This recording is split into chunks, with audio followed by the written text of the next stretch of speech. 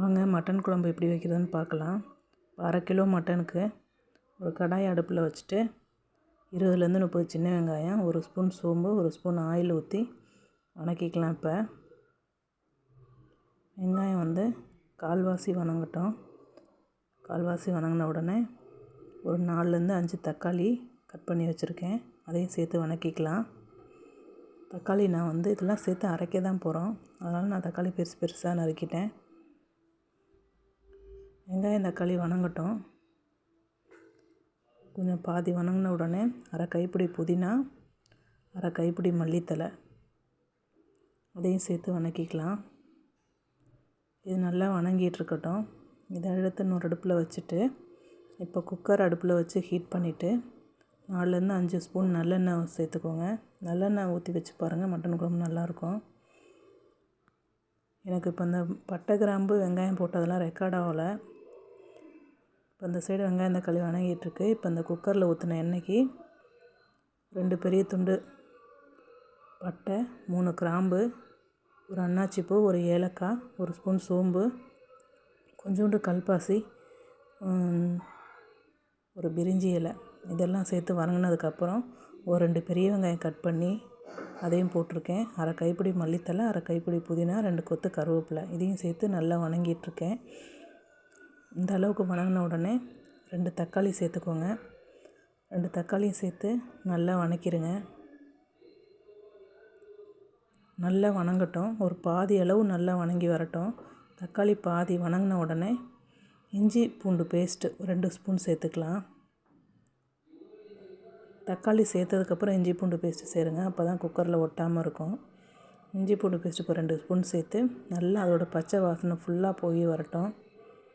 இப்போது தக்காளி ஃபுல்லாக வணங்கிடும், இஞ்சி பூண்டோட பச்சை வாசனையும் போயிடும். நல்லா வணங்கி இருக்கட்டும். இப்போ மட்டனை உப்பு போட்டு கழுவி நாங்கள் அங்கிட்டு வச்சுருக்கோம். இப்போ இந்த அளவுக்கு வணங்கின உடனே கழுவி வச்ச மட்டனை சேர்த்து நல்லா வணக்கிக்கலாம்.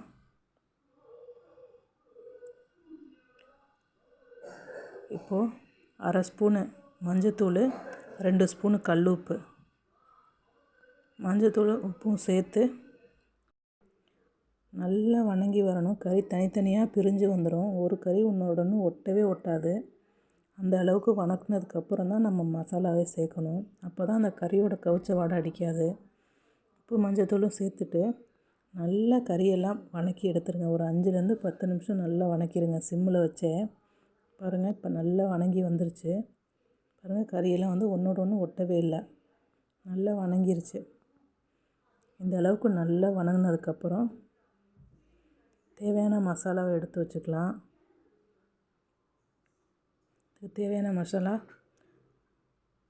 1 ஸ்பூனு வரமிளகாத்தூள், 1 spoon garam masala, 2 spoon mutton masala, 3 spoon மல்லித்தூள், இதெல்லாம் சேர்த்து அதையும் சேர்த்து நல்லா வணக்கிக்கலாம். இந்த மசாலாவோட பச்சை வாசனை போகிற அளவுக்கு வணக்கிட்டு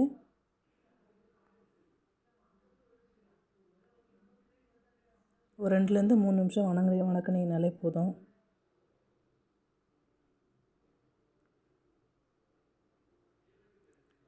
இந்த அளவுக்கு நல்லா வணங்கின உடனே ஒரு சொம்பு தண்ணி ஊற்றி உப்பு இந்த மசாலாவெல்லாம் கரெக்டாக இருக்கான்னு இப்போ பார்த்துக்கோங்க. இதில் ஒரு 3 பச்சை மிளகாய் போட்டுக்கோங்க. இந்த ஸ்டேஜில் பச்சை மிளகாய் போடுங்க. அப்படியே முழுசாகவே தான் நான் போட்டிருக்கேன். போட்டுட்டு குக்கரை போட்டு மூடிடுங்க. இப்போ அந்த சைடு வெங்காயம் தக்காளி வணக்கி வச்சுருந்தோம்ல, அதை மிக்சியில் போட்டு அரைச்சி எடுத்துக்கலாம்.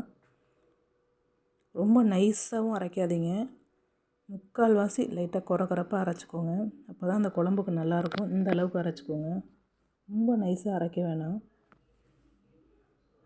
இப்போ 4லேருந்து 5 விசில் குக்கர் விசில் வந்துச்சு. இப்போ விசில் இறங்கினதுக்கப்புறம் குக்கரை ஓப்பன் பண்ணிக்கலாம். குக்கரை ஓப்பன் பண்ணிட்டு நம்ம அரைச்சி வச்ச மசாலாவை ஊற்றி மிக்ஸ் பண்ணிக்கலாம். நம்ம அரைச்சி வச்சுருந்ததையும் ஊற்றிட்டு நல்லா கலக்கிட்டு இப்போ உப்பு போதுமானு பார்த்துக்கோங்க. இப்போ ஒரு 5லேருந்து 7 நிமிஷம் மட்டும் கொதிக்கட்டும். இந்த மசாலா அந்த குழம்பெல்லாம் நல்லா மிக்ஸ் ஆகி வந்தவுடனே ஒரு 7 நிமிஷம் கொதித்தவுடனே மல்லித்தலை போட்டு இறக்கிடலாம்.